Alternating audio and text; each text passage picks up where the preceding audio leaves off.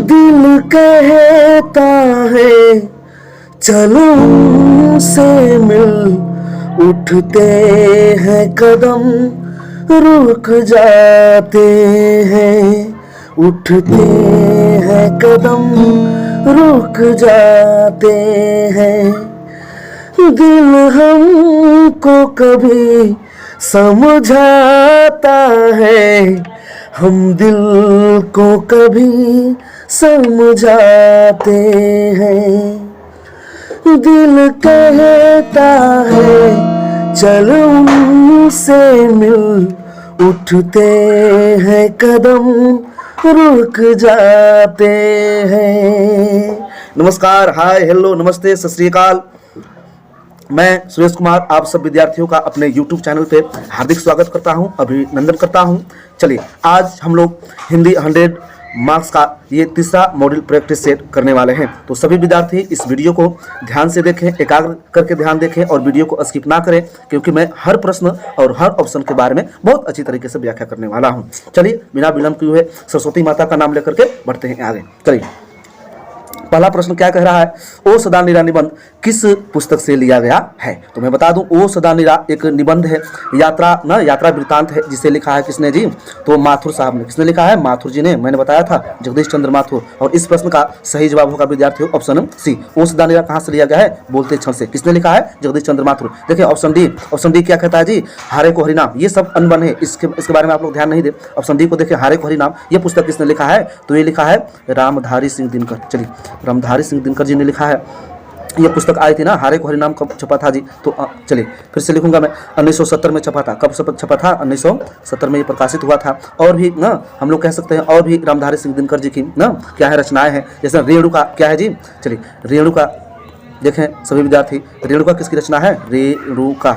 चलिए, रेणुका किसकी रचना है? तो कहेंगे ना रामधारी सिंह दिनकर का।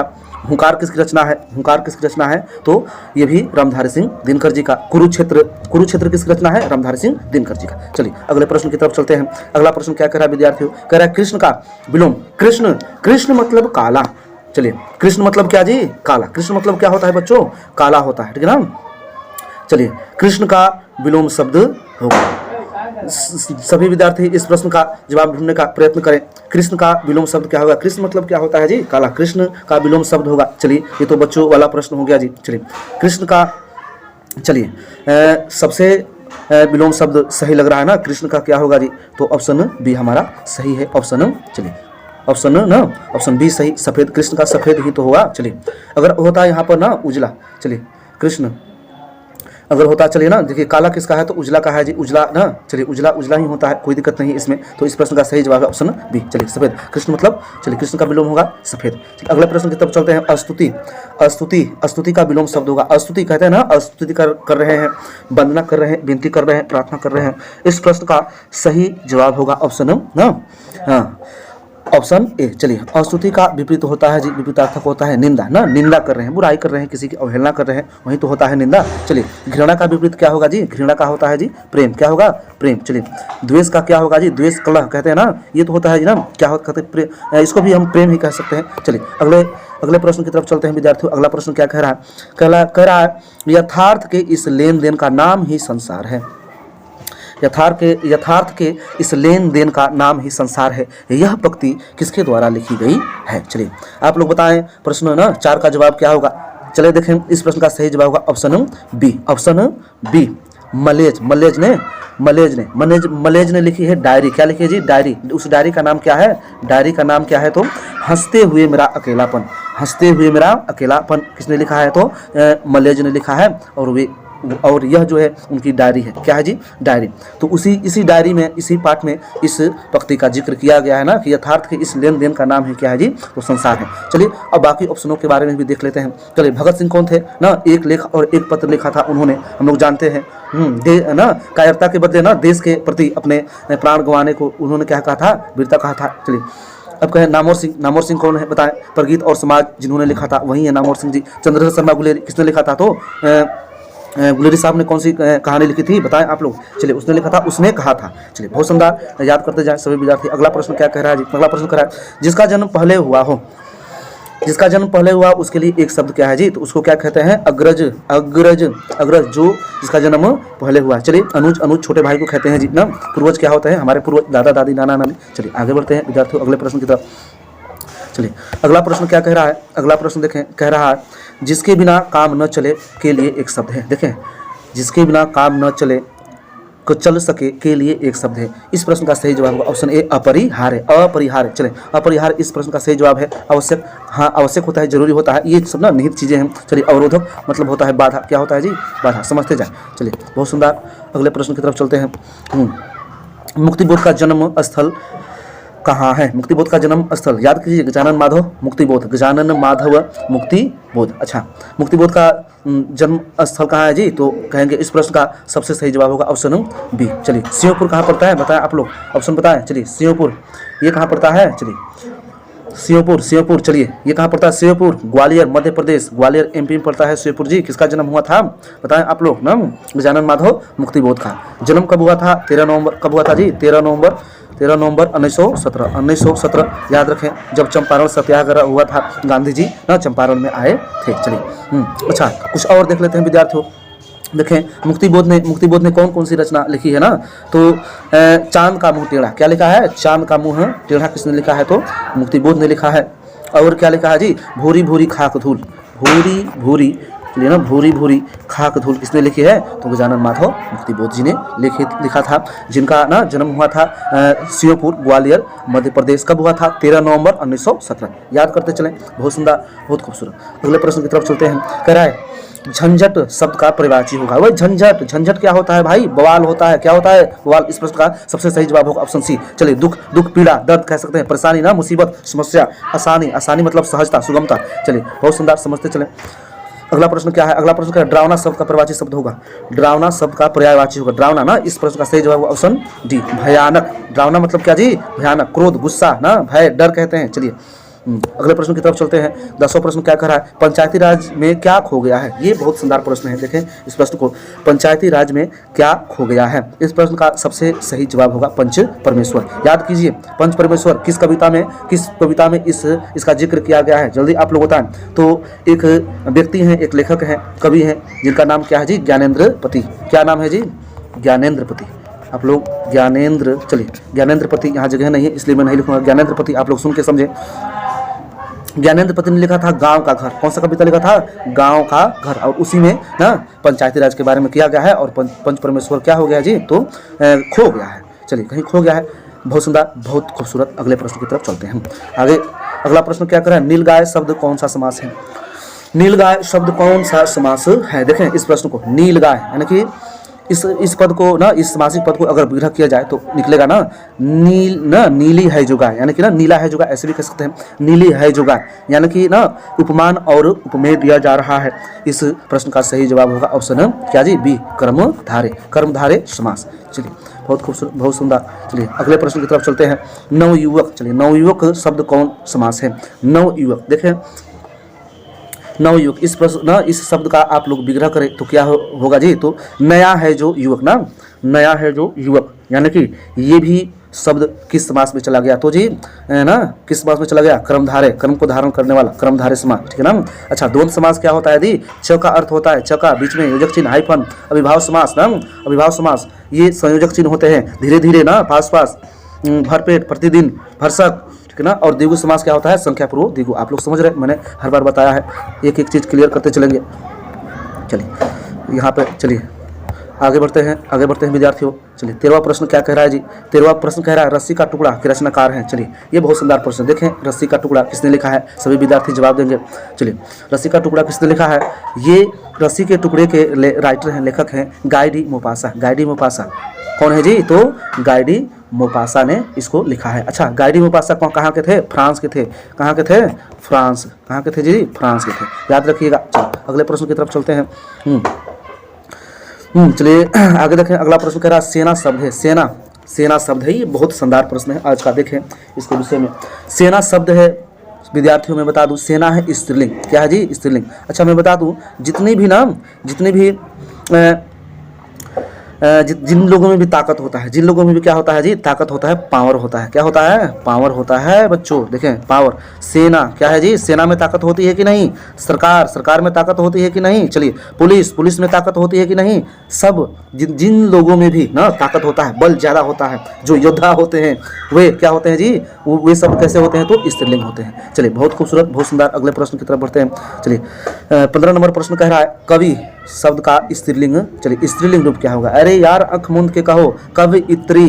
कौन सा ऑप्शन सही है? ऑप्शन है सी इस प्रश्न का सही जवाब है। चलिए अगले प्रश्न की तरफ चलते हैं। कह रहा है कौन लेखक कांगो के शिक्षा मंत्री, वित्त मंत्री एवं प्रधानमंत्री रह चुके हैं? ये बहुत सुंदर प्रश्न है। देखें इस प्रश्न का सही जवाब होगा option option option option C, Henry Lopez. कौन है जी? तो हेनरी लोपेज। चलिए बहुत सुंदर, बहुत खूबसूरत। अच्छा बताएं हेनरी लोपेज। चलिए हेनरी लोपेज कौन थे, इस बारे में मैंने ना पहले दूसरे सेट पे बताया है जी अच्छी तरीके से। चलिए आगे बढ़ते हैं। अगला प्रश्न क्या कह रहा है जी? 17 नंबर प्रश्न कह रहा है निम्न में शुद्ध शब्द है। देखें ऑप्शन ए प्रशंसा, प्रशंसा सही है। हाँ जी, यही जगह परीक्षा में नजर डालते हैं, ये तो गलत है जी। बड़ी मात्रा से लिखा था प्रसाद में दांत वाला से रहता है जी, ये इसमें ड़ रहता है, तो इस प्रश्न का सही जवाब होगा ऑप्शन ए प्रशंसा। चलिए अगले प्रश्न की तरफ चलते हैं। अगला प्रश्न क्या कह रहा है? कह रहा है सत्य शब्द है, सत्य शब्द है। देखें सत्य, सत्य ना, सत्य मतलब होता है 100, सत्य मतलब जी 100, ये संस्कृत का शब्द है, इसलिए ये शब्द हमारा गया कहाँ? ये हो गया तत्सम। जितने भी संस्कृत के शब्द है क्या होते हैं जी? तत्सम। चलिए बहुत सुंदर। देशज क्या होता है ना, देशज क्या होता है तो परिवर्तित होकर बनता है। अच्छा तद्भव क्या होता है तो ये भाषाएं परिवर्तित होकर बनता है। देशज अपने देश में जन्मा हुआ, विदेशज विदेशों में जन्मा हुआ। चलिए बहुत खूबसूरत, बहुत सुंदर। अगले प्रश्न की तरफ चलते हैं। अगले प्रश्न की तरफ देखें सभी विद्यार्थी। चलिए अगला प्रश्न क्या कह रहा है ना, क्लर्क की मौत शीर्षक में क्लर्क का नाम क्या है? ये तो ना देखें, इसको तो आप लोग को रटना पड़ेगा। अच्छा क्लर्क के मौत ना, क्लर्क का मौत, ये जो चलिए क्लर्क की मौत शीर्षक में, अच्छा क्लर्क की मौत किसने लिखा है जल्दी बताएं आप लोग। चलिए क्लर्क की मौत जल्दी बताएं सभी विद्यार्थी, क्लर्क की मौत किसने लिखा है बच्चों? चलिए मैं कहूँगा क्लर्क की मौत शीर्षक में क्लर्क का नाम क्या है? इस प्रश्न का सबसे सही जवाब है ऑप्शन ए, इवान ट्रीमोचेन्को। ओ यार ये तो बोल ही नहीं पा रहा हूँ मैं, इसको आप लोग रख ले। चलिए बहुत खूबसूरत। अगले प्रश्न की तरफ चलते हैं। अगला प्रश्न क्या कह रहा है जी? कह रहा है कि द का उच्चारण स्थान, किसका उच्चारण स्थान? द का उच्चारण स्थान क्या है? चलिए द का उच्चारण स्थान देखें, इस प्रश्न का सही जवाब होगा ऑप्शन ये, द मतलब दांत, दंत मतलब जी दांत, दंत। अच्छा द से कौन कौन से शब्द उच्चारण होते हैं मैं बता दूं आप लोगों को ना। वर्णों का उच्चारण स्थान व्याकरण में ना एक पाठ चलता है जी, एक सेशन चलता है, एक विषय वस्तु चलती है। चले देखिए दांत से कौन कौन से वर्णों का उच्चारण होता है मैं बता दूं, आप लोग याद कर लें। दांत से त वर्ग क्या होता है जी? त वर्ग। त वर्ग कहने का मतलब ना, त वर्ग कहने का मतलब जितने भी त, थ, द, ध, न, जितने भी त वर्ग में वर्ण आते हैं उनका उच्चारण कहाँ से होता है? ये दांत से होता है। और अंतिम एक है ये वाला सा। अच्छा इसको क्या कहते हैं? इसलिए तो इसको दंत स कहते हैं। कौन सा स कहते हैं? दंत स कहते हैं। चलिए याद रखेंगे, बहुत खूबसूरत। चलिए देखिए कंठ, कंठ को भी देख ही लेते हैं। कंठ से किस किस ध्वनियों का उच्चारण होता है, किन वर्णों का उच्चारण होता है? देखें कंठ, कंठ याद रखिए, कंठ से कहे ना, कहें। चलिए क्या होता है जी? तो अ होता है, अ कंठ, ये है कंठ, ठीक है ना, जिस जहाँ से मैं गाने गाता हूँ, ठीक है आप लोग भी बोलते हैं। चलिए उसके बाद क्या होता है जी? आ होता है। क्या होता है? आ होता है। उसके बाद क्या होता है? अंग। क्या होता है? अह। चलिए सॉरी, अह होता है। क्या होता है जी? अह होता है। उसके बाद देखें आगे क्या होता है जी ना, आगे होता है देखें, चलिए देखें यहाँ पे थोड़ा सा गड़बड़ी हुई है। देखें ये जो कंठ से ना, कंठ से बता रहा हूँ, अ आ ना, क्या होता है जी? अ होता है, आ होता है, अंग होता है, ठीक है ना। उसके बाद क्या होता है? क वर्ग। कौन वर्ग? क वर्ग। क वर्ग का उच्चारण कहाँ से होता है? कंठ से होता है। क ख ग घ अंग, कंठ से, ठीक है ना। और लास्ट में क्या होता है जी? एक ह का उच्चारण स्थान भी कहाँ से होता है? तो कंठ से होता है विद्यार्थी। चलिए ऑप्शन सी को भी देख ही लेते हैं ना, मूर्धा। मूर्धा से किन किन वर्णों का उच्चारण होता है? देखें मूर्धा, हाँ मूर्धा, ये जो ऊपर जो होता है तल बिंदु, उसको क्या कहते हैं? मूर्धा कहते हैं। देखें मूर्धा से होता है री। क्या होता है जी? री जो ये वर्ण है ना, ये जो वर्ण है इसका उच्चारण स्थान होता है कहाँ से? मूर्धा से। और री के बाद क्या होते हैं? चलिए हाँ क्या होता है जी? तो त वर्ग। कौन वर्ग होता है जी? त ना, त वर्ग होता है। क्या होता है? त वर्ग होता है। और एक अंत में क्या होता है जी? तो ये ना, इसलिए तो कहते हैं ना मूर्धन्य स। कौन सा? मूर्धन्य स। ये पेट काटने वाला स का उच्चारण कहाँ से होता है? तो मूर्धा से होता है। चलिए अगर देखें अंतिम ऑप्शन है क्या, ओष्ठ। ओष्ठ से भी देख ही लेते हैं, जब इतना देख ही लिए, ओष्ठ से किस किस वर्ण का उच्चारण होता है। देखें, छोटी ऊ, कौन ऊ, छोटी ऊ। और फिर क्या जी, बड़ी ऊ का उच्चारण कहाँ से होता है, ओठ से होता है। उसके बाद क्या होता है जी, प वर्ग, कौन वर्ग, प वर्ग, प प प म। इन सब का उच्चारण कहाँ से होता है, तो ओष्ठ से होता है। चलिए, बहुत सुंदर, उम्मीद है आप लोग समझ रहे होंगे, याद कर रहे होंगे। अगला प्रश्न है, हम सुबह हुई इसलिए पक्षी चहक उठे, क्या बात है। दूसरे सेट में मैंने इसका ऐसे ना वाक्यों का अच्छी तरीके से व्याख्या किया। देखें, कह रहा है प्रश्न, सुबह हुई इसलिए पक्षी चहक उठे। सुबह हुई इसलिए पक्षी क्या हुए जी, चहक उठे। ये किस प्रकार का वाक्य है, किस प्रकार का वाक्य है। देखें, मैंने कहा था कि एक वाक्य दूसरे वाक्य पे क्या होता है, आश्रित होता है। तो सुबह हुई इसलिए, यहाँ पर ये नहीं देखे कि इसलिए है तो संयुक्त वाक्य कह दिए, नहीं, हाइफन है, ठीक है, संयोजक है, लेकिन यहाँ एक वाक्य दूसरे वाक्य पे क्या है, आधारित है, डिपेंड है, आश्रित है। सुबह हुई इसलिए पक्षी चहक उठे। ओए अख मुंद के कहो, मिश्र वाक्य है। कौन सा वाक्य है, मिश्र वाक्य है, मिश्र वाक्य है विद्यार्थियों। चले, खूबसूरत, बहुत सुंदर, आगे चले। अगला प्रश्न कह रहा है कि अकाल पड़ेगी और लोग मरेंगे। देखिए, लोग मरेंगे और अकाल पड़ेगी, ये दोनों वाक्य किससे जुड़े हैं, तो एक मिल गया चिन्ह जी। और ये कौन सा किस प्रकार का वाक्य है, तो आंख मूंद के कहिए, संयुक्त वाक्य है। कौन सा वाक्य है, संयुक्त वाक्य। चलिए आगे बढ़ते हैं। अगला प्रश्न क्या कर रहा है, हिंदी कहानी के विकास में मील का पत्थर कौन सी कहानी मानी जाती है। मैंने कितनी बार बताया है कि इस प्रश्न का ना, चलिए ये बहुत अच्छा प्रश्न है आज का। देखें ना, हिंदी कहानी के विकास में मील का पत्थर कौन सी कहानी मानी जाती है। इस प्रश्न का सबसे सही जवाब होगा ऑप्शन ए, उसने कहा था। उसने कहा था, किसने लिखा था, गुलेरी जी ने। नायक था लखना सिंह, वजीरा सिंह, और भी थे। चलिए, मैंने बताया है इस कहानी के बारे में बहुत अच्छी तरीके से हर सेटों में। चलिए अगले प्रश्न की तरफ चलते हैं विद्यार्थियों, बिना विलंब किए हुए। कह रहा है, निम्न में सार्वनामिक विशेषण है। निम्न में सार्वनामिक, जो विशेषण सर्वनाम से बनते हैं। देखिए, सर्वनामिक विशेषण क्या होता है जी, नाम से ही पता चलता है कि जो विशेषण कहाँ से बनते हैं, सर्वनाम से बनते हैं। चलिए, अच्छा, पीला यार, ये तो स्पष्ट लग रहा है कि विशेषण है ना। अच्छा, विशेषण है। 20 ये कौन है जी, संख्यावाची विशेषण। कौन वाची, संख्यावाची। 10 लीटर ये क्या हो गया जी, परिमाण। क्या हो गया, परिमाणवाचक विशेषण, ये संख्यावाची ना, 20। तो एक ही ऑप्शन बच रहा है इस प्रश्न का सही जवाब ना, ऐसा आदमी नहीं देखा। ये है सर्वनामिक विशेषण इस प्रश्न का जवाब। चलिए आगे चलते हैं बिना विलंब किए हुए। चलिए अगला प्रश्न क्या करा, प्रेम शब्द का विशेषण। ओए यार, विशेषण मैं कितनी बार बताऊं, विशेषण पहचानने का सही तरीका, विशेषण के आगे या पीछे संज्ञा आप लगाएं, ठीक है ना। चलिए पहला ऑप्शन देखें, प्रेम का, प्रेमी आदमी, प्रेमी लड़का। हाँ जी, ये तो सही ऑप्शन यही सही लग रहा है। इस प्रश्न का सही जवाब मिल गया जी, ऑप्शन ए, प्रेमी। चलिए बहुत सुंदर, आगे चलते हैं अगले प्रश्न की तरफ। देखें सभी विद्यार्थी, अगला प्रश्न क्या कह रहा है जी। चलिए अगला प्रश्न कह रहा है, रोज शीर्षक कहानी में किसने पूछा, तुम कुछ पढ़ती लिखती नहीं, तुम कुछ रोज शीर्षक कहानी। चले पहले देखते हैं रोज किसने लिखा जी, रोज बताएं जल्दी, रोज के शीर्षक कौन है बताएं। अच्छा, राइटर कौन है रोज शीर्षक के, सभी विद्यार्थी याद करने का प्रयत्न करें जल्दी से, शीघ्र ही। चलिए, किसने लिखा था रोज किसने लिखा था, जल्दी बताएं। तो सचिदानंद, हीरानंद, वात्स्यायन, अज्ञेय। रोज किसने लिखा था, अज्ञेय जी ने। हाँ, चलिए पात्र कौन थे जी, अच्छा, रोज कहानी के ना, मालती थी, उनके पति थे डॉक्टर, जो कि पेशे से डॉक्टर थे, महेश्वर नाम। चलिए, और ये जो किसने कहा है रोज का ना कि तुम कुछ पढ़ती लिखती नहीं, ये किसने कहा है, तो लेखक ने ही कहा है, स्वयं अज्ञेय जी ने कहा है। अज्ञेय जी कौन थे, तो मालती के बचपन के क्या थे ना, सहपाठी थे, साथ पढ़े थे, लिखे थे ना। चलिए आप लोग उम्मीद है समझ रहे हैं इस बात को। अगले प्रश्न की तरफ चलते हैं। अगला कह रहा है, नकलची शब्द में प्रत्यय है। प्रत्यय कहाँ लगता है यार, शब्दों के पीछू लगता है। तो नकल मूल शब्द है और उसमें क्या प्रत्यय मिलेगा जी, ची। ऑप्शन, चलिए ऑप्शन डी इस प्रश्न का सही जवाब होगा। अगले प्रश्न की तरफ चलते हैं। देखें अगले प्रश्न की तरफ चलते हैं। अगला प्रश्न क्या कह रहा है जी, चलिए अगला प्रश्न क्या कह रहा है। देखें, कह रहा है कि महिमा शब्द में प्रत्यय है। महिमा शब्द में प्रत्यय ही शब्दों के पीछे लगता है, और जहां भी मात्राएं होती है, आ का डंडा, ई का डंडा, वहीं से प्रत्यय निकलता है, टूटता है, ठीक है ना। चलिए इस प्रश्न का सही जवाब होगा ईमा। क्या लिख रहा है, छोटी ई और माँ ही प्रत्यय निकलेगा। चलिए बहुत सुंदर, आगे चलते हैं विद्यार्थियों। कह रहा है, एक लेख और एक पत्र में भगत सिंह ने किसको पत्र लिखा था। क्या बात है, ये तो लाजवाब ही प्रश्न है वाकई में। चलिए, एक लेख और एक पत्र में भगत सिंह ने किसको पत्र लिखा था, तो मैं कहूंगा इस प्रश्न का सही जवाब होगा ऑप्शन ए, सुखदेव। कौन नहीं जानता, सुखदेव के नाम पत्र। अच्छा, एक लेख था और क्या था जी, एक पत्र। एक लेख क्या था, लेख क्या था, तो विद्यार्थी और राजनीति। क्या था जी बाबू, सब विद्यार्थी और क्या था, विद्यार्थी और राजनीति था। और पत्र क्या था, पत्र तो किसके नाम था, पत्र सुखदेव के नाम पत्र। एक ही पाठ में दो चीजें नहीं थे, एक तो लेख है जिसका नाम क्या है, विद्यार्थी और राजनीति, और पत्र लिखे हैं किसके नाम, सुखदेव के नाम। चलिए आप लोग समझ रहे हैं भगत सिंह को। अगले प्रश्न की तरफ चलते। कह रहा, रात शब्द है, रात चलिए इस प्रश्न का सही जवाब विद्यार्थी बताएंगे। रात शब्द कौन सा शब्द है जी? रात शब्द, रात रात रात की, रात से याद आया गाना मैं गाऊंगा, ठीक है ना, मैं रुकूंगा नहीं अपने आप को।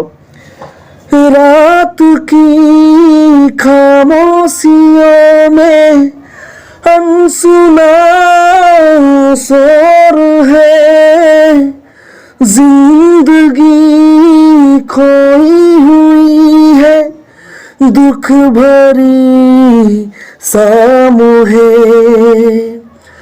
बेजान सलाखों ने मेरी रूह को घेरा है, कोई किरण तो आए कहीं से, आए आए, नाराज सवेरा है। चलिए बातों बात से ना सबसे गाना याद आ गया जी, ठीक है। चले सुनते चले, थोड़े मनोरंजन भी जरूरी है पढ़ाई के साथ। आप लोग बताएं, सभी विद्यार्थी जुड़ जाएं। रात शब्द है, रात शब्द कौन सा शब्द है बताएं? रात। अच्छा बताएं इस प्रश्न का सही जवाब क्या होगा? इस प्रश्न का सबसे सही जवाब होगा ऑप्शन बी, तद्भव। रात तद्भव, रात तद्भव शब्द है, ठीक है ना। चलिए बहुत सुंदर। देखें अगला प्रश्न क्या है? शंख ना, चलिए कह रहा है शंख शब्द है, शंख शब्द है या अनुस्वार है या फिर नहीं? चलिए इसको शंख ही मानते हैं, शंख शब्द है। देखें शंख संस्कृत का शब्द है, इसलिए इस ऑप्शन का सही जवाब होगा ऑप्शन सी, तत्सम। जितने भी संस्कृत के शब्द हैं वे तत्सम कहलाते हैं, जैसे त्र ना, छ, ये सब वर्ण वाले शब्द क्या कहलाते हैं? तत्सम कहलाते हैं। चलिए बहुत सुंदर, बहुत खूबसूरत। आगे चले। अगला प्रश्न कह रहा है सरैया मनताल का जल कैसा है? देखें सरैया मनताल, ओए होए सरैया मनताल, सरैया मनताल का देखें इस प्रश्न का सही जवाब होगा ऑप्शन बी, स्थिर है। क्या है जी? स्थिर है। अच्छा सरैया मनताल कहाँ है? तो मैं कहूँगा ये ना एक झील है, ताल है, कहाँ पड़ता है जी? बेतिया का नाम सुना है आप लोगों ने? चलिए बेतिया शहर में पड़ता है जी। कहाँ पड़ता है? बेतिया शहर। बेतिया शहर से 6 किलोमीटर दूर जाइएगा तो सरैया मनताल आपको मिलेगा, जो कि पर्यटन की दृष्टि से बहुत ही खूबसूरत, बहुत ही शानदार स्थल है। आप लोग जाएं और घूमें, जो कि हमारे पश्चिमी चंपारण बिहार में है। किस पाठ का है? तो ओ सदा नीरा। कौन नीरा? ओ सदा नीरा। किसने लिखा था? चलिए किसने लिखा था जी? आप लोग बताएं। ओ सदा नीरा पाठ के लेखक कौन है? तो माथुर जी हैं। किसने है जी? किसने लिखा है? माथुर जी ने ना। और पश्चिमी चंपारण की धरती के बारे में उन्होंने अपने निबंध में, यात्रा वृत्तांत में व्याख्या किया है। आप लोग समझ सकते हैं मैं क्या कहना चाहता हूँ। चलिए अगले प्रश्न में चलते हैं। सिपाही की माँ एकांकी की कथा वस्तु है। सिपाही की माँ ना जो कथा है उसमें कथा वस्तु क्या है? एकांकी है, उसमें कथा वस्तु क्या है बताएं? मतलब किस आधार पर कहानी ना एकांकी जो है बना है? तो इस प्रश्न का सही जवाब होगा बताएं आप लोग सभी विद्यार्थी। मैं थोड़ा यहाँ पे भूल रहा हूँ। चलिए ऑप्शन ए इस प्रश्न का सही जवाब होगा, निम्न मध्यम वर्ग ना, निम्न मध्यम वर्ग। ए ना मध्यम वर्ग है जी ना। एक माँ ना घर में है ना, एक माँ है, बूढ़ी माँ है, बिन ब्याही बहन है, और मानक जो सिपाही है वो युद्ध में लड़ने गया है, ठीक है ना। तो ये एकांकी की कथा वस्तु है निम्न मध्यम वर्ग की। चलिए बहुत सुंदर, बहुत खूबसूरत। आगे चलते हैं। अगला प्रश्न कहता है जायसी का जन्म स्थान है। चलिए जायसी का जन्म कहाँ हुआ था? सभी विद्यार्थी बताएं जायसी का जन्म कहाँ हुआ था? तो मैं कहूँगा इस प्रश्न का सही जवाब होगा ऑप्शन सी, कब्र अमेठी जायस। कहाँ पड़ता है जी? ये कहाँ पड़ता है? कब्र अमेठी जायस कहाँ पड़ता है? जल्दी बताएं ना। चलिए कहाँ पड़ता है? उत्तर प्रदेश में पड़ता है। कहाँ पड़ता है? उत्तर प्रदेश में। चलिए अच्छा कब हुआ था इनका जन्म कब हुआ था? मलिक मोहम्मद जायसी का तो 1492। मैंने कई बार बताया है ये जन्म जो है तिथि अनुमानतः है जी, अनुमान लगाया है कि इतने समय हुआ था। चलिए बहुत खूबसूरत, बहुत सुंदर। चलिए आगे। अच्छा देखें दो जो ये ना देखें जायसी जी की दो प्रमुख रचनाकार आप लोग याद करें। एक है पद्मावत। क्या जी? चलिए पद्मावत आप लोग याद करें, पद्मावत। और दूसरा क्या है जी? अखरावट। ये दोनों रचनाएं, दोनों कृतियां किसकी हैं? तो मलिक मोहम्मद जायसी की। चलिए अगले प्रश्न में चलते हैं। अगला प्रश्न क्या कह रहा है? आकाश पाताल एक करना मुहावरे का अर्थ है। चलिए बहुत सुंदर। आकाश पाताल ना अच्छे नंबरों के लिए ना देखिए बोर्ड्स आ चुके हैं, और अच्छे नंबरों के लिए आपको आकाश पाताल एक करना पड़ेगा। ये मैं कह रहा हूँ, आकाश पाताल एक करना पड़ेगा। इस प्रश्न का सही जवाब होगा ऑप्शन डी, कठिन परिश्रम करना पड़ेगा। अगर अच्छे नंबर चाहिए तब तो ध्यान लगा के आप लोगों को पढ़ना पड़ेगा। और मैं आपके साथ सुरेश कुमार पढ़ाते हुए, चलिए यकीन है सबके अच्छे दिन आएंगे। चलिए पढ़ते जाएं। अगला प्रश्न क्या कह रहा है जी ना, मुट्ठी में करना मुहावरे का अर्थ कहते हैं कि उसको मैंने अपने वश में कर लिया है, मुट्ठी में कर लिया है, यानी क्या कर लिया जी? वश में। इस प्रश्न का सही जवाब ऑप्शन सी, वश में कर लेना। चलिए बहुत सुंदर, बहुत खूबसूरत। कह रहा कि रामती गो खरकनी में बछड़ा हित पाई नहीं बल्कि धाई होगा। यहाँ पे क्या होगा? टाइपराइटर ने ना, चलिए टाइपिस्ट ने गलत किया है, धाई। रामवती गो खरकिनी में बछरा हित धाई, यानी कि रामना जो गाय जो बोलती है ना उसको रामना कहते हैं। खरकिनी, खरकिनी में होता है ना, वो कहते हैं ना गौशाला, गौशाला में ना, या फिर ना जो जहाँ जानवरों को बांधा जाता है, तबेला वगैरह कह सकते हैं। तो गौशाला में गाय जो है क्या कर रही है, तो चिल्ला रही है, राम रही है, आवाज़ दे रही है। और बछड़ा क्या जी, बछड़ा हित धाई, बछड़ा क्या कर रहा है, सुबह सुबह देखते हैं ना जब जानवर ना अलग कर दिया जाता है बच्चे को अपने माँ से, जब सुबह उसको खोला जाता है दौड़ते हुए अपने माँ के पास जाता है, वही कर रहा है बछड़ा हित धाई। चलिए यह पंक्ति किस शीर्षक है, किस शीर्षक से है ना, किस शीर्षक कविता से है ना। तो मैं कहूँगा इस प्रश्न का सही जवाब होगा सूरदास। सूरदास को कौन नहीं जानता है जी, ठीक है ना। सूरदास ने ना श्री कृष्ण को जगाया है, भोर होने की सूचना दे रहे हैं अपने पद से, और कृष्ण भक्ति के बारे में लिखते हैं। चलिए बहुत खूबसूरत, बहुत सुंदर। चलिए अगला प्रश्न देखते हैं। 38वां प्रश्न कह रहा है, नाभादास जी किस धारा के संत थे। नाभादास जी किस धारा के संत थे, वो यार जल्दी बताएं, जल्दी। चलिए इस प्रश्न का सही जवाब होगा ऑप्शन सी, वैष्णव धर्म के थे। अच्छा, नाभादास ने क्या लिखा था, नाभादास, चलिए कौन सी रचना की थी नाभादास, चलिए सभी विद्यार्थी याद करेंगे ना। नाभादास क्या लिखा था उन्होंने ना, चलिए क्या लिखा था, तो छप्पे, क्या लिखा था जी, नाभादास क्या लिखे थे, कौन सी कविता, तो छप्पे, यानी कि 6 पंक्तियों की कविता। समझ में आया बात है। चलिए बहुत खूबसूरत, बहुत सुंदर, याद करते चले। चलिए अगला प्रश्न कह रहा है, छत्रसाल दशक के कितने छंदों में महाराज छत्रसाल की वीरता का यशोगान किया गया है। अच्छा, छत्रसाल कितने छंदों में, छत्रसाल दशक, दशक से याद रखिएगा आप लोग 10 छंदों में, कितने छंदों में, 10 छंदों में। इस प्रश्न का सही जवाब ऑप्शन डी, 10 छंदों में छत्रसाल दशक का जो यशोगान किया है वीरता का, किसका ना, महाराजा छत्रसाल। तो मैं बता दूं कवित लिखा था। चलिए ये प्रश्न कहाँ का है जी, तो मैं कहूँगा कवित। कवित किसने लिखा था, कवित किसने लिखा था जी, वो भूषण ने लिखा था। किसने, भूषण ने। और भूषण जी के 2 नायक थे, 2 महानायक थे, एक महाराजा छत्रसाल और एक शिवाजी, ठीक है ना। शिवाजी 2 ये ना धरोहर थे उनके ना, नायक थे, और उन्हीं के बारे में उन्होंने ना कवित पाठ में जिक्र किया है, यशोगान किया है। चलिए आगे बढ़ते हैं विद्यार्थियों। अगला प्रश्न कह रहा है, इतने पास अपने शीर्षक संकलन किस कवि के द्वारा लिखा गया है। इतने पास अपने ये जो पुस्तक है किसके द्वारा, किस कवि के द्वारा संकलन ना किया गया है, लिखा गया है। चलिए इस प्रश्न का जवाब सभी लोग ढूंढेंगे। चलिए मैं कहूँगा शमशेर बहादुर सिंह। कौन बहादुर सिंह, शमशेर बहादुर सिंह।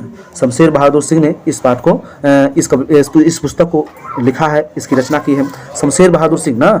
और कौन से लिखे हैं, उषा, याद रखिएगा, क्या याद रखिएगा, कभी नहीं भूलना है विद्यार्थियों, उषा। कवियों के कवि कौन कहे जाते हैं, कवियों के कवि कौन कहे जाते हैं, तो शमशेर बहादुर सिंह। चलिए अगले प्रश्न की तरफ चलते हैं। अगला प्रश्न कह रहा है, घुटने टेकना मुहावरे का अर्थ है। घुटने टेकना मुहावरे का अर्थ क्या होगा जी, ओए यार हार मानना, क्या करना जी, हार मानना। घुटने टेक दिए मैंने ना, उसके सामने अपने क्या कर दिए जी, घुटने टेक दिए। चलिए बहुत सुंदर, बहुत खूबसूरत। अगले प्रश्न की तरफ चलते हैं। कह रहा है, तुलसीदास के दीक्षा गुरु थे। चलिए यहाँ पे मैं कुछ ना आप लोग का समय लूंगा और बताने का प्रयास करूंगा, आप लोग का कंफ्यूजन दूर होगा। चलिए तुलसीदास के दीक्षा गुरु कौन थे, इस प्रश्न का सही जवाब बताने का प्रयास करें, नरहरिदास। चलिए तुलसीदास के दीक्षा गुरु थे नरहरिदास ना। अच्छा, नरहरिदास दीक्षा गुरु थे, तो शिक्षा गुरु कौन थे भाई, शिक्षा गुरु कौन थे, बताएं सभी विद्यार्थी, शिक्षा गुरु कौन थे, शिक्षा गुरु थे शेष सनातन। कौन थे जी, शिक्षा गुरु थे शेष ना।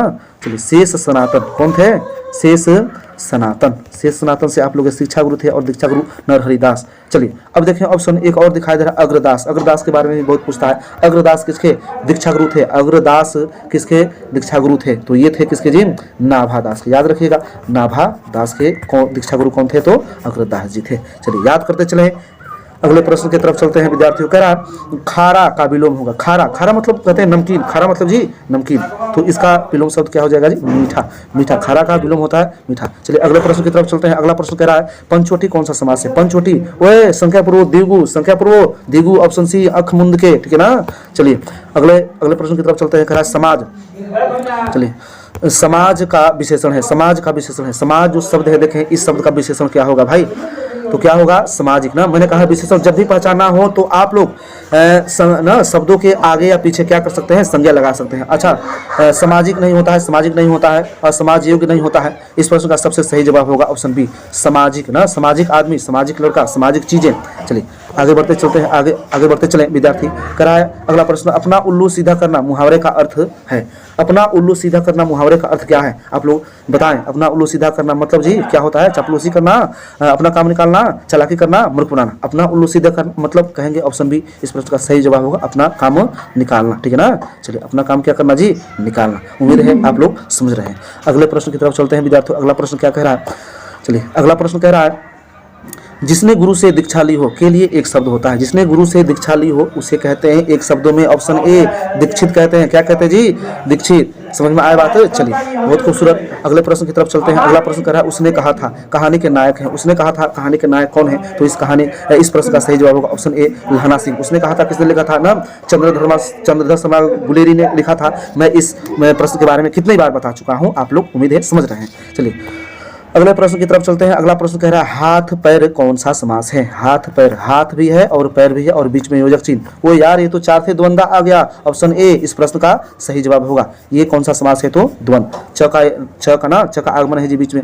चलिए अगले प्रश्न की तरफ चलते हैं और ये 50 प्रश्न आपके पूरे होने वाले हैं। कह रहा है 50वां प्रश्न, तुलसीदास ना किस काल के कवि हैं? तुलसीदास बताएं किस काल के कवि है जी? तुलसीदास। चलिए सभी विद्यार्थी बताएं तुलसीदास है ऑप्शन ए। इस प्रश्न का सही जवाब ऑप्शन ए भक्ति काल। कौन काल जी? भक्ति काल।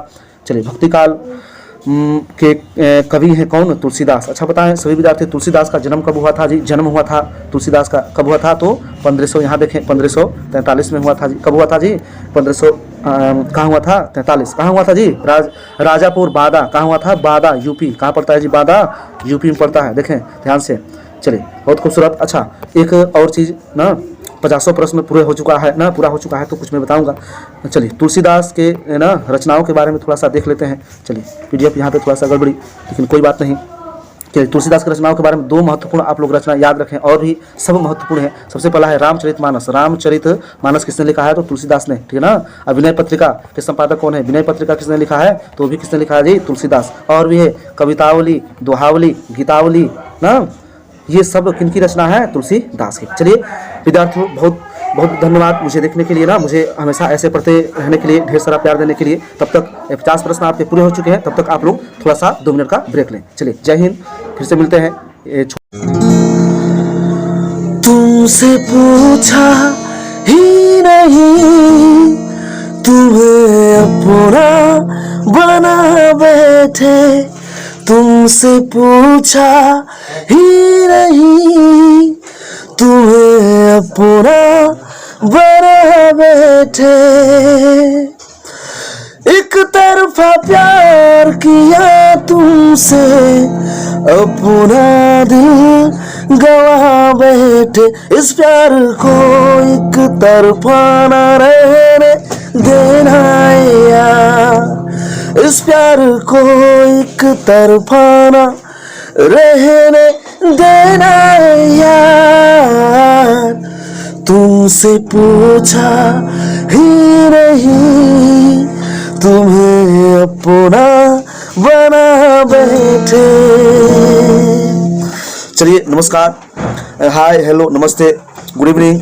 चलिए फिर से इस ब्रेक के बाद हम लोग जुड़ते हैं सेशन से और चलते हैं सीधे 51वें प्रश्न में। चलिए विद्यार्थियों, चलिए अगला प्रश्न 51वां प्रश्न क्या कह रहा है कि संयोगिता स्वयंवर रचना किसकी है? संयोगिता स्वयंवर जो रचना है किसकी है? यहाँ पर देखें सभी विद्यार्थी, ये जो रचना है ये किसकी है? मैं कहूँगा बालकृष्ण भट्ट जी की। इस प्रश्न का सही जवाब होगा ऑप्शन ए बालकृष्ण भट्ट। बालकृष्ण भट्ट ने क्या लिखा था? बातचीत। क्या लिखा था जी? बातचीत। याद रखें बातचीत किसने लिखा था? बालकृष्ण भट्ट जी ने लिखा था। और देखें ये अगर स्वयंवर की बात आती है, किसकी बात आती है? स्वयंवर की। एक बार मैं फिर बताना चाहूँगा, ये जो ना स्वयंवर की बात आती है तो एक संयोगिता तो है ही, एक पूछता है ना दमयंती स्वयंवर। कौन स्वयंवर? दमयंती स्वयंवर किसकी रचना है? तो कहिएगा ना बालकृष्ण भट्ट जी। देखें दमयंती स्वयंवर है। और एक है वेणी संहार। कौन संहार जी? वेणी संहार। वेणी संहार इसको भी याद कर ले। वेणी संहार किसकी रचना है? तो बालकृष्ण भट्ट जी की रचना है। और यहाँ पे मैं एक और चीज क्लियर करूंगा विद्यार्थियों कि एक पूछता है ना पद्मावती। देखें पद्मावती, पद्मावती किसकी रचना है? तो कहिएगा किसकी रचना है? तो बालकृष्ण भट्ट जी की रचना है। पद्मावती, पद्मावती किसकी रचना है? बालकृष्ण भट्ट। लेकिन वहीं अगर कहेगा पद्मावत, पद्मावत किसकी रचना है? तो आप लोग जानते हैं ये किसकी रचना है, भली भांति जानते हैं, मलिक मोहम्मद जैसी साहब की रचना है पद्मावत। और पद्मावती में फर्क होता है, अलग अलग लेखकों ने इसे लिखा है। चलिए अगले प्रश्न की तरफ बढ़ते हैं। चलिए अगला प्रश्न क्या कह रहा है विद्यार्थियों? अगला प्रश्न कह रहा है सूबेदार हजारा सिंह के लड़के का नाम था। मतलब सूबेदार जो हजारा सिंह था उसके लड़के का नाम क्या था? आप लोग याद करें, उसने कहा था कहानी, लिखा किसने था? तो उसने कहा था चंद्रधर शर्मा गुलेरी ने लिखा था। मैंने भली भांति इस चीज को बताया है। सूबेदार हजारा सिंह के पुत्र का नाम था बुद्धा सिंह। इस प्रश्न का सही जवाब होगा ऑप्शन ए, बुद्धा सिंह। अच्छा चलिए, किरत सिंह कौन था? महासिंह कौन था? ये सब ना लहना सिंह के फौज की टुकड़ी के ना सेना थे। चलिए अगले प्रश्न पे चलते हैं। अगला प्रश्न क्या कह रहा है? अगला प्रश्न कह रहा है कि किसने कहा था, चलिए अगला प्रश्न कह रहा है किसने कहा था अभी न जाने कितने मील इस देश की जनता को जाना है? याद करें किसने लिखा था? जयप्रकाश नारायण। जिसे ना किसने लिखा था? जयप्रकाश नारायण। देखें जयप्रकाश नारायण ने क्या लिखा था जी? तो संपूर्ण क्रांति लिखा था। क्या लिखा था विद्यार्थियों? संपूर्ण क्रांति किसकी रचना है? तो जयप्रकाश नारायण जी की। और उसी उसी ऐतिहासिक जो भाषण हुआ था उसमें ना लिखा था किसने? चलिए ये बात जो कही है अभी न जाने कितने ना मिलो इस देश की जनता को जाना है, ये उक्ति कही है किसने? तो इस ऑप्शन का सही जवाब होगा ऑप्शन सी, जवाहरलाल नेहरू। चलिए अगले प्रश्न पे चलते हैं। चलिए अगले प्रश्न पे चलते हैं। अगला प्रश्न क्या कह रहा है जी? ना संस्कृति के 4 अध्याय किसकी कृति है? चलिए संस्कृति के 4 अध्याय किसकी कृति है? सभी विद्यार्थी याद करने का प्रयास करें। ये संस्कृति के 4 अध्याय किसकी रचना है? देखें इस प्रश्न का सही जवाब होगा ऑप्शन डी, रामधारी सिंह दिनकर। रामधारी सिंह दिनकर जी ने संस्कृति के 4 अध्याय लिखे थे। और देखें इस रचना के लिए उन्हें ना साहित्य अकादमी पुरस्कार मिला था। क्या मिला था जी? साहित्य अकादमी पुरस्कार। आप लोग जानते हैं कि साहित्य के क्षेत्र में दिया जाता है साहित्य अकादमी पुरस्कार किसके लिए? तो संस्कृति के 4 अध्याय। एक और चीज उन्होंने लिखा था, मैं बता दूं, उन्होंने लिखा था ना उर्वशी। क्या लिखा था? देखें बहुत फेमस रचना है जी रामधारी सिंह दिनकर जी की। उसका नाम क्या है? उर्वशी। उर्वशी। उर्वशी के लिए उन्हें ना भारतीय ज्ञानपीठ पुरस्कार मिला था। क्या पुरस्कार? भारतीय ज्ञानपीठ पुरस्कार। 2 चीजें थी, एक था ना, एक क्या था भाई? चलिए इन दोनों रचनाओं को आप लोग याद कर लें अच्छी तरीके से। चलिए अगले प्रश्न की तरफ चलते हैं। अगला प्रश्न क्या कह रहा है? अगला प्रश्न कह रहा है कौन सी पुस्तक अज्ञेय जी की है? चलिए कौन सी पुस्तक अज्ञेय जी की है? देखें ये जो पुस्तक है ना, चलिए इस प्रश्न का सही जवाब होगा ऑप्शन सी। ऑप्शन सी क्या है? हरी घास पर क्षण भर किसने लिखा है? तो सच्चिदानंद हीरानंद वात्स्यायन अज्ञेय। अज्ञेय जी ने बताएं कौन सी रचना की थी? बताएं जल्दी। अज्ञेय जी ने ना, अज्ञेय जी ने कौन सी रचना की थी बताएं आप लोग? तो हरी घास पर क्षण भर ना अज्ञेय जी। चलिए अज्ञेय जी का बताएं जन्म कब हुआ था? तो मैं कहूँगा ना 7 मार्च 1911। 7 मार्च कहाँ जी? 7 मार्च कहाँ हुआ था? 7 मार्च। चलिए 7 मार्च कब हुआ था जी? 7 मार्च 1911 को किसका जन्म हुआ था? तो अज्ञेय जी का जन्म हुआ था। कहाँ जी? उत्तर प्रदेश में। यूपी के ये भी कवि हैं, लेखक हैं। चलिए अगले प्रश्न की तरफ बढ़ते हैं। अगला प्रश्न क्या कह रहा है जी? ना प्रताप के ना संस्थापक संपादक कौन थे? है ना प्रताप के संस्थापक। देखिए ये एक पत्रिका हुआ करती थी और इस प्रश्न का सही जवाब होगा ऑप्शन ए ना, गणेश शंकर विद्यार्थी। इस पत्रिका का संपादक ना कौन, संपादक करता कौन थे? तो गणेश शंकर विद्यार्थी। चलिए अगले प्रश्न की तरफ बढ़ते हैं बिना विलंब किए। कहता है अगला प्रश्न गांधी जी चंपारण में कब आए थे? देखिए ये बहुत महत्वपूर्ण प्रश्न है। हर बार पेपर में ये चीज बनता है ना, ये प्रश्न बनता है। याद कीजिए ओसदानेरा पाठ किसने लिखा था ना? तो जगदीश चंद्र माथुर ने लिखा था। और हमारे चंपारण की धरती के बारे में ना अपने निबंध में वर्णन किया था इस क्षेत्र के बारे में। तो उसमें ना गांधी जी चंपारण आए थे और 1917 में ना चंपारण सत्याग्रह चला था। लेकिन यहाँ एक्यूरेट डेट देखना है तो इस प्रश्न का सही जवाब होगा ऑप्शन, देखें ऑप्शन डी, अप्रैल 1917 में आए थे। आप लोग भली भांति जानते हैं। चलिए याद करते चलें। अगला प्रश्न क्या कर रहा है? सिपाही की मां एकांकी के अनुसार, सिपाही की मां एकांकी के अनुसार लाई कहाँ हो रही है? देखें सिपाही की माँ जो एकांकी है ना किसने लिखा है? तो बताएं आप लोग सिपाही की माँ किसने लिखा है? तो मोहन राकेश ने लिखा है। किसने लिखा है? मोहन राकेश जी ने लिखा है। देखें मोहन राकेश की कृति है जी, एकांकी है। अच्छा सिपाही की माँ देखें कहाँ हो रही है? इस ऑप्शन का सही जवाब है ये लड़ाई हो रही थी जी वर्मा। वर्मा कहाँ पड़ता है? म्यांमार में पड़ता है। चलिए म्यांमार में पड़ता है। आप लोग यकीन है ये चीज़ें आप लोग को याद होगी अच्छी तरीके से, मैंने कई बार बताया है हर एक सेटों में। चलिए अगले प्रश्न की तरफ चलते हैं विद्यार्थियों बिना विलंब किए हुए। अगला प्रश्न क्या कह रहा है? कौन सी पुस्तक नामवर सिंह की नहीं है? कौन सी पुस्तक नामवर सिंह की नहीं है? देखें यहाँ ऑप्शनों पर ध्यान देना यार। कहेंगे बकलम खुद, हाँ ये तो है जी, लिखा है नामवर सिंह ने। इतिहास और आलोचना, हाँ जी है, ये भी है। दूसरी परंपरा की खोज, ये भी कृति किनकी है? तो नामवर सिंह जी के। लेकिन देखिए यहाँ इस प्रश्न का जवाब है ऑप्शन सी, त्रिक्ष। त्रिक्ष किसने लिखा है? जल्दी बताएं त्रिक्ष किसने लिखा है? तो त्रिक्ष लिखा है उदय प्रकाश ने। किसने लिखा है जी? उदय प्रकाश ने लिखा है भाई, जो कि एक बहुत ही मर्मिक कहानी है। त्रिक्ष क्या होता है जी? चलिए एक बार मैं फिर से इस चीज को बताना चाहूंगा। चलिए त्रिक्ष क्या होता है? त्रिक्ष, चलिए त्रिक्ष क्या होता है बताए सभी विद्यार्थी ना। देखिए तृक्ष किसने लिखा है? उदय प्रकाश ने लिखा है। तृक्ष क्या है ना, एक कहानी है और कहानी का पात्र है तृक्ष, जो कि ना एक विषैला जानवर है। कैसा जानवर है? विषैला जानवर है, विषैला जानवर है और भयानक जानवर है। कैसा जानवर है? भयानक ना, और ये कहानी का पात्र बन जाता है। चलिए कहानी बहुत अच्छी है, आप लोग पढ़ें ना बुक से। चलिए अगले प्रश्न की तरफ चलते हैं। अगला प्रश्न क्या कह रहा है?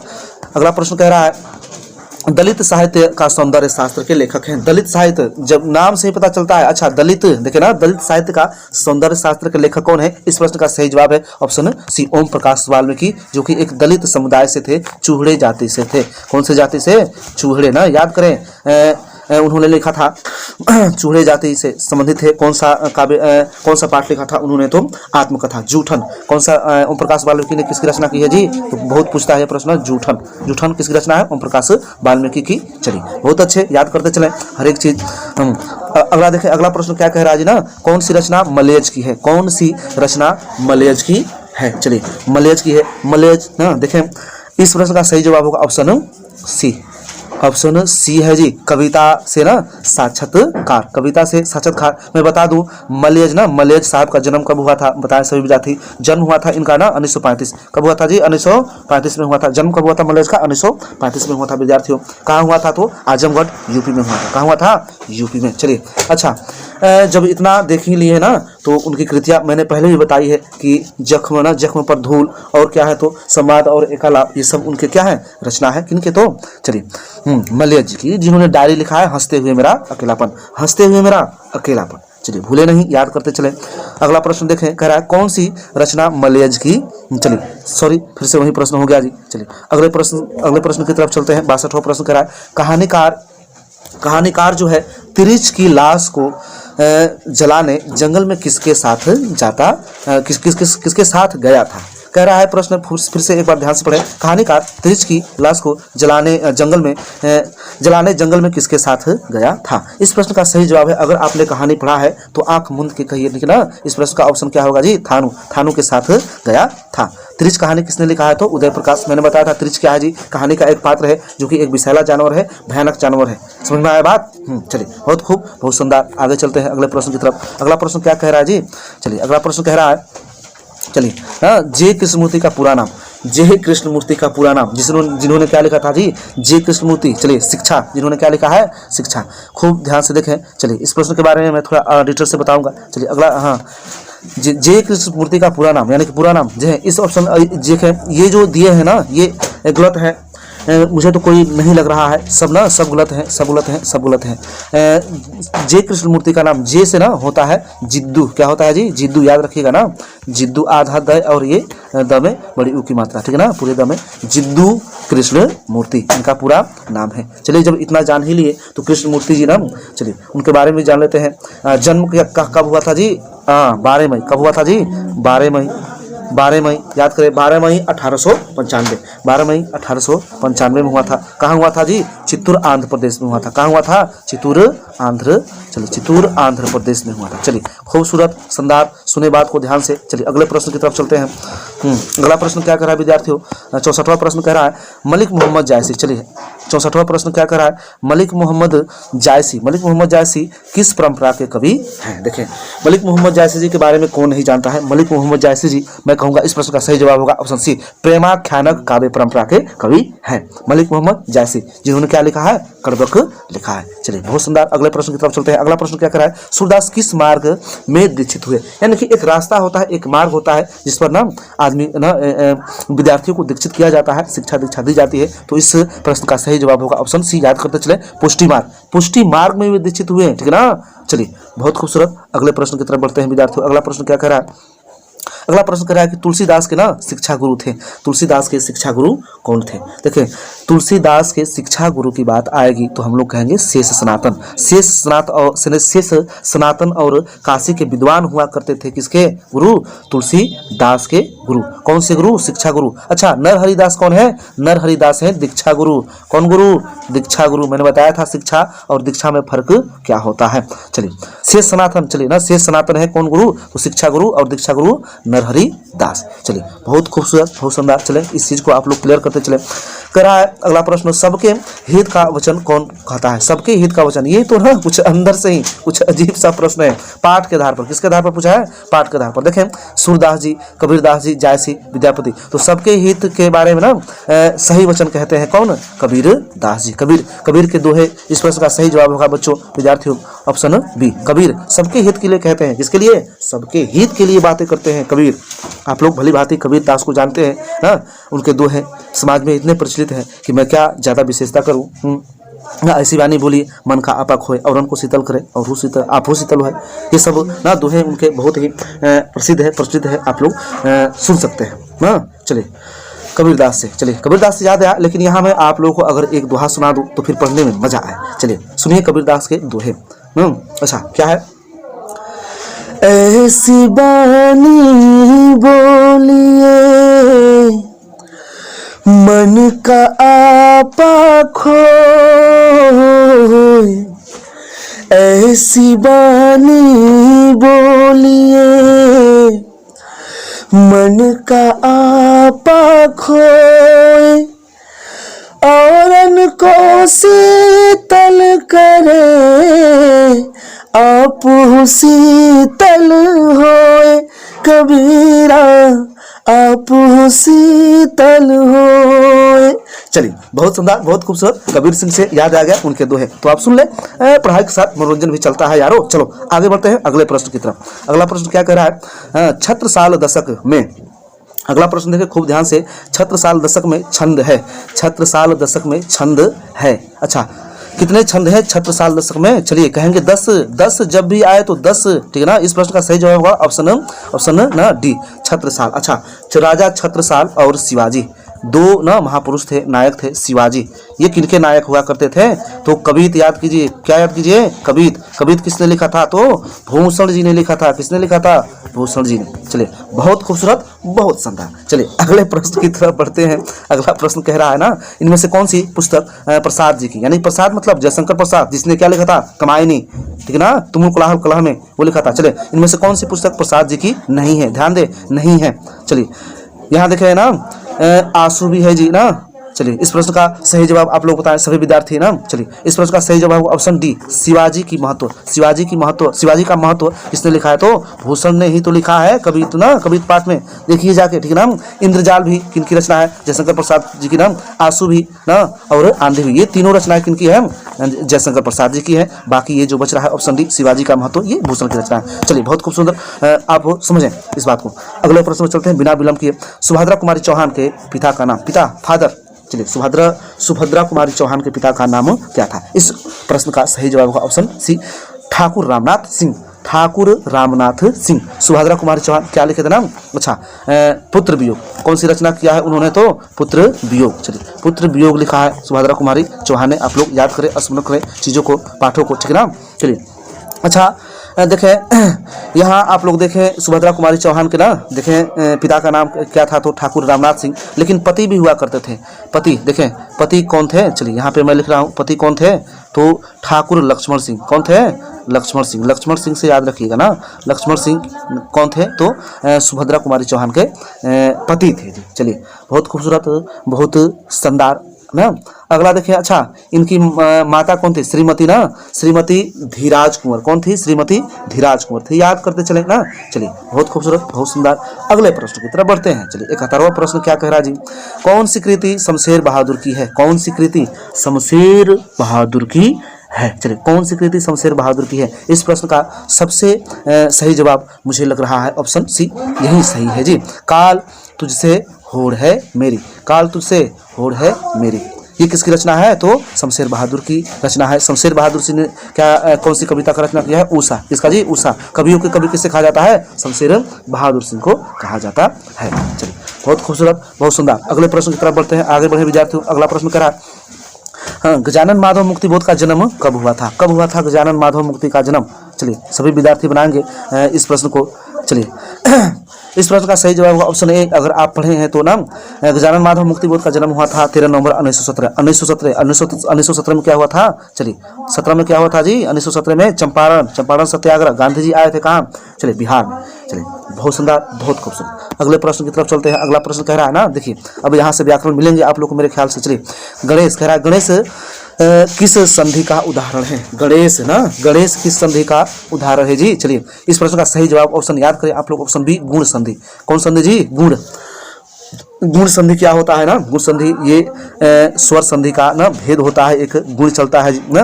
गणेश का ना देखिए कैसे टूटता है, इस शब्द का संधि विच्छेद होगा ना, गण धन क्या होगा जी, गण धन ये बड़ी ई की मात्रा रहेगी, और ये स गणेश ना, ये इधर मिलेगा आपको अ मिलेगा स्वर, ठीक है ना, और ये बड़ी ई, अ और बड़ी ई जब मिलते हैं तो अपने आप में ना ए की मात्रा बनता है, जो कि किसका उदाहरण है, गुण संधि का उदाहरण है। चलिए बहुत खूबसूरत, बहुत सुंदर। अगले प्रश्न की तरफ चले। अगला प्रश्न कह रहा है, इत्यादि का संधि विच्छेद करें, इत्यादि का संधि विच्छेद करें। इस प्रश्न का सही जवाब ऑप्शन डी, इति धन आदि, इति धन आदि, ये सबसे बेस्ट ऑप्शन है। चलिए अगले प्रश्न की तरफ चलते हैं। 75वां प्रश्न कह रहा है, पर्यावरण किस संधि का उदाहरण है, पर्यावरण। चलिए बहुत देखें, पर्यावरण किस संधि का उदाहरण है विद्यार्थियों, जल्दी याद करने का प्रयत्न करें। चलिए इस प्रश्न का सही जवाब होगा ऑप्शन बी, पर्यावरण यण, पर्यावरण यण संधि है। देखें ये जो पर्यावरण शब्द है, इसका अगर हम संधि विच्छेद करेंगे तो क्या होगा जी, परिधन क्या होगा, आवरण, परिधन क्या होगा, आवरण, परिधन आवरण, ठीक है ना, परिधन क्या जी, आवरण। इधर छोटी ई की मात्रा और इधर आ की मात्रा, ना छोटी ई आ जब मिलते हैं ना तो आधे र का क्या हो जाता है जी, सृजन हो जाता है। चलिए पर्यावरण कौन सा संधि का उदाहरण है, तो जड़ संधि याद करते चलिए, जड़ संधि। चलिए बहुत खूबसूरत, बहुत सुंदर। अगले प्रश्न की तरफ बढ़ते हैं बिना विलंब किए। चलिए मनोरंजन कह रहा है, अगला प्रश्न कह रहा है, मनोरंजन किस संधि का उदाहरण है। चलिए बहुत खूबसूरत, ये जो मनोरंजन संधि ना, मनोरंजन जो शब्द है किस संधि का उदाहरण है, तो मैं कहूँगा वही विसर्ग संधि, विसर्ग का ओ हो जाता है, समझ में आया बात। चलिए मनोरंजन को अगर यहाँ पे तोड़े तो देखें ना क्या होता है जी, मनः धन क्या होता है जी, चलिए रंजन, ठीक है ना, मनः धन रंजन, मनोरंजन, ठीक है ना, समझ में आया बात। चलिए बहुत खूबसूरत, बहुत शानदार। चलिए ये विसर्ग संधि का उदाहरण है जी। अगले प्रश्न पे चलते हैं। अगला प्रश्न क्या कह रहा है विद्यार्थियों, अगला प्रश्न कह रहा है चौराहा। क्या कह रहा है, चौराहा में समास है। चौराहा मैंने कहा था संख्या पूर्वो दिगु, याद रखें इस रूल को, संख्या पूर्वो ना, संख्या पूर्वो क्या, द्विगु, क्या कहते हैं, द्विगु। जिस समास पद का ना पूर्व पद यानी कि प्रथम पद क्या हो जी, तो संख्यावाची हो। चौराहा चार राहों का समाहार, चार रास्तों का समूह, चार रास्तों का समाहार, यानी कि जहाँ चार रास्ते क्या होते हैं, मिलते हैं एक दूसरे से। ऐसे ना, ऐसे जब भी समस्त अठन्नी चवन्नी क्या कहते हैं जी, अठन्नी चवन्नी, पंचवटी, चौराहा, त्रिभुवन, त्रिलोक, ये सब शब्द किस समास के अंतर्गत आएंगे, तो संख्या पूर्वो दिगु। इस प्रश्न का सही जवाब होगा ऑप्शन डी, द्विगु समास, द्विगु समास, द्विगु समास। चलिए अगले प्रश्न की तरफ बढ़ते हैं। अगला प्रश्न कह रहा है रात दिन, रात भी है और दिन भी है, शब्द किस समास का उदाहरण है, वह चार थे द्वंद्वा। कौन द्वंद्वा, चार थे। देखें विद्यार्थियों, चार थे क्या होता है जी, तो द्वंद्वा होता है। इस प्रश्न का सही जवाब होगा ऑप्शन बी, चार थे द्वंद्वा। जहां भी च का अर्थ मिले, च ये हाइफन ना, लेकिन चीजें अलग अलग होनी चाहिए ना, रात दिन अलग अलग है जी, यहीं पे होता धीरे धीरे ना, धीरे धीरे। तो देखें ये तो एक ही शब्द हो गया जी, एक ही शब्दों की बार बार पुनरावृत्ति हो गई। ये शब्द कहाँ जाएगा, अविभाव समास में आएगा। समझ में आया बात, इस फर्क को आप लोग ना क्लियर करते चले। अगले प्रश्न की तरफ चलते हैं। अगला प्रश्न कह रहा है कि रसगुल्ला में कौन सा समास है। क्या बात है, रसगुल्ला में कौन सा समास है विद्यार्थियों, बताएं। इस शब्द का विग्रह करें पहले ना, क्या कहेंगे, रस का गुल्ला, रस का गुल्ला। कौन सा चिन्ह आया जी, का जो विभक्ति चिन्ह होता है, कौन सा समास होता है, जल्दी बताएं सभी विद्यार्थी बनाएं। इस प्रश्न का सही जवाब होगा ऑप्शन ए, तत्पुरुष। जितने भी विभक्ति चिन्ह आएगी से, ने ना, में, सब कौन सा समास होगा, तत्पुरुष समास होगा। चलिए बहुत खूबसूरत, बहुत सुंदर। चलिए 80वां प्रश्न देखते हैं। कह रहा है निम्नलिखित में से किस शब्द में समास और संधि होता है। ओ यार ये क्या कह दिया गुरुजी, निम्न में से किस शब्द में समास और संधि होता है ना, यज्ञशाला, यहाँ पे यज्ञशाला होना चाहिए, यज्ञ धनशाला, ये तो संधि के अंतर्गत चला जाएगा जी ना, यज्ञ का शाला ऐसे भी कह सकते हैं। चलिए स्वधर्म, अपना धर्म, चलिए पंकज, पंकज में भी नहीं होगा, जलोष्मा। मिल गया आंसर। इस प्रश्न का सही जवाब होगा जलोष्मा, क्योंकि देखें ये अगर इसको तोड़ते हैं ना तो होगा जलधन उष्मा, जलधन उष्मा, जलोष्मा होगा जी, ठीक है ना। और क्या हो सकता है, अगर समाज के दृष्टि से देखा जाए, किसके दृष्टि से देखा जाए, समाज की दृष्टि से, तो क्या होगा ना, जल की उष्मा, जल की उष्मा, जलधन उष्मा, जलोष्मा, दोनों चीजें यहाँ पर आपको दिखाई देगी, मिलेंगी। चलिए तोड़िएगा। तो अगले प्रश्न की तरफ चलते हैं विद्यार्थियों। अगला प्रश्न करा है नौकर का विलोम होगा, नौकर, नौकर ना सर्वेंट। चलिए नौकर का विलोम होगा क्या जी, चलिए बहुत सुंदर, अधिकारी होगा जी, अधिकारी। नौकर ना, नौकर का विलोम क्या होता है, अधिकारी। जाहिर सी बात है, इसमें ज्यादा समझाने वाली चीजें नहीं है। चलिए सकाम का विलोम होगा सकाम, यानी काम सहित। तो इस ना निष्काम, बिना काम के, ऑप्शन सी, ठीक है जी, आंख मूंद के, कोई दिक्कत नहीं है। चलिए आगे बढ़ते चले। अगला प्रश्न करा अनंत का विलोम होगा, अनंत, अनंत मतलब जिसका कभी ना अंत हो, अनंत का मतलब होता है जिसका कभी अंत ना हो, आंख मूंद के कहिए। ऑप्शन ए सीमित, सही बात है, यही जवाब है। चलिए अगले प्रश्न की तरफ चले विद्यार्थियों। अगला प्रश्न कह रहा है, देखें चलिए अगला प्रश्न क्या कह रहा है, अगला प्रश्न कह रहा है ना उर्वरा, उर्वरा का विलोम है उर्वरा। देखिए उर्वरा धरती की पर्यायवाची भी होती है, धरती ना, धरती, चलिए धरती की पर्यायवाची होती है जी ना, धरती, पृथ्वी, अवनी कहते हैं उर्वरा। लेकिन यहाँ उर्वरा देखें, यहाँ उपजाऊ से समझना है, क्या समझना जी, उपजाऊ। देखिए उपजाऊ, यहाँ अर्थ क्या समझ के चलना है, उपजाऊ। उर्वरा का मतलब यहाँ समझना है उपजाऊ। तो इस शब्द का विलोम होगा ऑप्शन सी ऊसर। ऊसर मतलब होता है क्या जी, बंजर धरती, बंजर धरती, कौन सी धरती, बंजर धरती, जहाँ फसल ना उपज नहीं होते हैं। चलिए आप लोग समझ रहे हैं, भली बात ही, बहुत खूब। आगे बढ़ते हैं अगले प्रश्न की तरफ। कह रहा है घबराहट में कौन सा प्रत्यय है, चलिए घबराधन आहट, घबराधन आहट, घबराहट में कौन सा प्रत्यय है। चलिए घबराहट में कौन सा प्रत्यय है बताएं आप लोग ना। देखें प्रत्यय कहाँ लगता है, शब्दों के पीछे लगता है, तो मूल शब्द है घबरा ना, घबरा गया कहते हैं, घबरा गया, मूल शब्द घबरा। तो इस प्रश्न का सही जवाब होगा ना ऑप्शन ए आहट, आ का डंडा से निकलेगा हमारा प्रत्यय। बहुत खूबसूरत, बहुत सुंदर।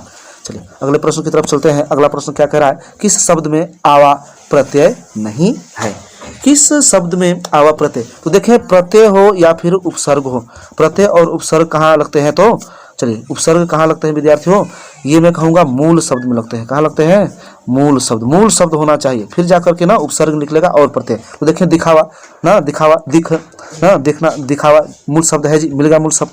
चढ़ना ना, चढ़, चढ़, चढ़ से बनता है चढ़ावा, चढ़ना। चलिए ये भी, इसमें भी है ना। अच्छा लावा, ये तो कुछ अलग ही शब्द दिखाई दे रहा है, इसलिए 86 ना प्रश्न का उत्तर होगा ऑप्शन सी लावा। इसमें कोई मूल शब्द नहीं है, इसलिए आप प्रत्यय ढूंढ नहीं सकते हैं। चलिए बहुत खूब, बहुत सुंदर। अगले प्रश्न की तरफ चले। कह रहा है कनिष्ठ में कौन सा प्रत्यय है, कनिष्ठ में कौन सा प्रत्यय है। चलिए कनिष्ठ में कौन सा प्रत्यय है बताएं। प्रत्यय कहाँ लगता है जी, शब्दों के पीछे लगता है, कनिष्ठ। चलिए कनिष्ठ, अच्छा हमने बताया है कि मात्राओं से ना, मात्राओं के पास से ना प्रत्यय हो या उपसर्ग हो टूटते हैं। तो यहाँ इस प्रश्न का सही जवाब होगा सबसे बढ़िया ऑप्शन बी इष्ट, छोटी और ई और ठ, इष्ट। चलिए बहुत सुंदर। अगले प्रश्न की तरफ बढ़ते हैं। अगला प्रश्न क्या कह रहा है विद्यार्थियों, कृदंत प्रत्यय किन शब्दों के साथ जुड़ते हैं। कृदंत प्रत्यय जो होते हैं किन शब्दों के साथ जुड़ते हैं ना। चलिए प्रत्यय मैंने भली भांति अपने विद्यार्थियों को पढ़ाया है, अगर आप आयुष अकेडमी के विद्यार्थी हैं तो। कृदंत प्रत्यय किसके साथ जुड़ते हैं, इस प्रश्न का सही जवाब होगा ऑप्शन डी क्रिया के साथ ना। जैसे खाना ना, खाना ना, खाना, गाना, पीना, हंसना, रोना, खेलना, सब चीजें क्रिया है, तो क्रिया के साथ कृदंत प्रत्यय जुड़ता है। चलिए बहुत खूब, बहुत सुंदर। अगले प्रश्न की तरफ चलते हैं। अगला प्रश्न कह रहा है विद्यार्थी पवन का पर्यायवाची नहीं है, पवन का पर्यायवाची नहीं है, ध्यान दे। अच्छा अनल, अनल किसका पर्यायवाची है, अनल मिल गया, ऑप्शन ए सही ऑप्शन है। अनल का मतलब होता है ना आग, ये किसका पर्यायवाची है, आग। बाकी सब तो समीर मतलब पवन, हवा, अनिल ना, मारुत सब कहते हैं जी। चलिए देखें, याद करते चले, कितनी अच्छी चीज है। अब कह रहा है देखे ना पवन और हवा ना, ये शब्द एक ही है, मतलब एक ही है, लेकिन इनका ना जो पर्यायवाची शब्द चलता है अलग अलग रूपों में चलता है। चलिए हवा का फिर से पर्यायवाची कह रहा है शब्द नहीं है। यहाँ पे देखें सलील, सलील का मतलब होता है बच्चों पानी, क्या होता है, ये पानी का पर्यायवाची शब्द है। नीर जल कहते हैं, वायु मतलब समीर होता है, पवन होता है, अनल सब है, ये सब होते हैं, ये सब पर्यायवाची होते हैं हवा के। किसको छोड़ा करके, सलील, सलील मतलब पानी। चलिए आगे बढ़ते हैं। अगला प्रश्न कह रहा है ना उल्टी गंगा बहाना, उल्टी गंगा बहाना मुहावरा का क्या अर्थ होगा। या ना ये जो कहते हैं कि वो तो उल्टी गंगा ही बहाता है, उसको बात छटो ना। चलिए उल्टी गंगा बहाना मुहावरा का क्या अर्थ होगा। ये प्रश्न तो मेरे ख्याल से ना पिछले सेटों में आया था। इस प्रश्न का सही जवाब होगा ऑप्शन ए, परंपराओं के विपरीत क्या करना जी, परंपराओं के विपरीत कार्य करना इस मुहावरे का सही अर्थ है। चलिए अगला प्रश्न क्या कह रहा है, अगला प्रश्न का आंखें दिखाना मुहावरे का सही प्रयोग हुआ है।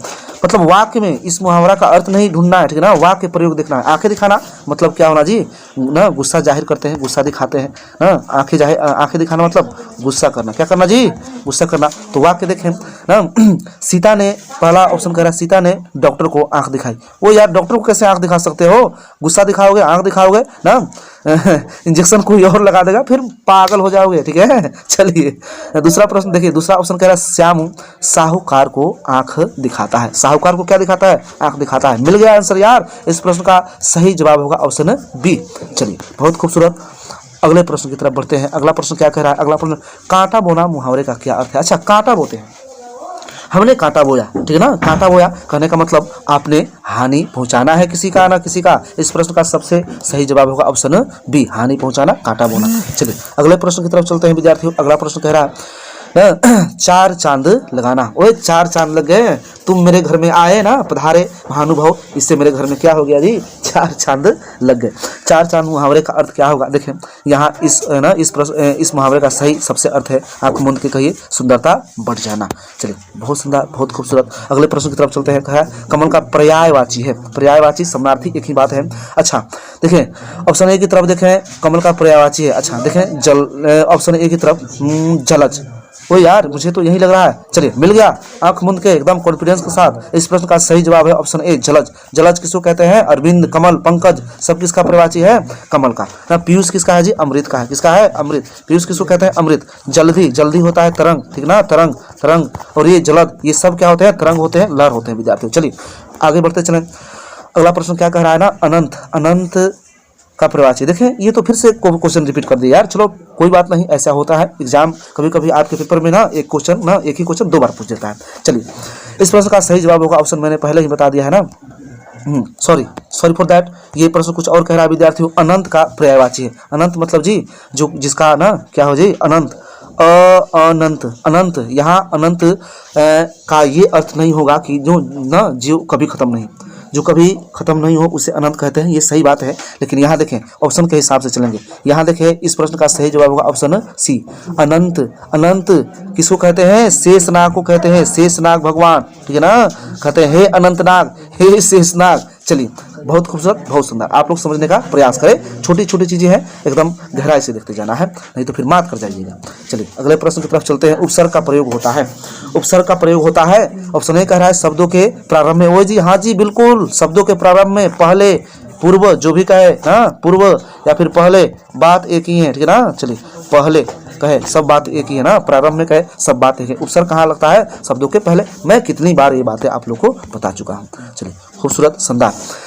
कह रहा कि प्रख्यात में कौन सा उपसर्ग है, प्रख्यात, मूल शब्द छांटे ख्यात होगा, ख्यात मतलब प्रसिद्धि, ख्याति हासिल की है आपने, तो इस प्रश्न का सबसे सही जवाब होगा ऑप्शन डी, प्र उपसर्ग लगेगा है जी। चलिए अगले प्रश्न की तरफ चलते हैं। बेइंसाफी, कौन सी इंसाफी, बेइंसाफी में कौन सा उपसर्ग है। उपसर्ग कहाँ लगता है, शब्दों के आगे। चलिए कहाँ लगता है, शब्दों के आगे, इंसाफी ना, इंसाफी मूल शब्द है। इस प्रश्न का सही जवाब होगा ऑप्शन ए, ऑप्शन ए, बे। इंसाफी में कौन सा उपसर्ग लगा है, बे। चलिए आज का आखिरी प्रश्न और ना अंतिम पड़ाव, प्रैक्टिस सेट तीसरे का। चलिए ये ना 100 नंबर का प्रश्न आप लोग के सामने और आज का अंतिम, उसके बाद मैं आप सबों से विदा लूंगा। चलिए कह रहा है प्रतिकूल में कौन सा समास है। ओए यार ये तो पिछले सेटों में मिल चुका है प्रश्न ना। इस प्रश्न का सही जवाब क्या जी, प्रति, मूल शब्द है कुल और उपसर्ग क्या है, प्रतिकूल। चलिए तो यहाँ देखें विद्यार्थियों 100 प्रश्न आपके पूरे हो चुके हैं ना। Hindi model set, practice set 2022 exam के लिए जो ये तीसरा प्रैक्टिस सेट चल रहा था, ये पूरे हो चुके हैं और हर एक चीज़ मैंने अच्छे से बताया है। और अगला पार्ट भी आएगा, अगला प्रैक्टिस सेट भी आप लोग के समक्ष जल्द ही प्रस्तुत होगा। तो पढ़ते रहें, बढ़ते रहें, हंसते रहें, मुस्कुराते रहें। चलिए जय हिंद, जय माता दी।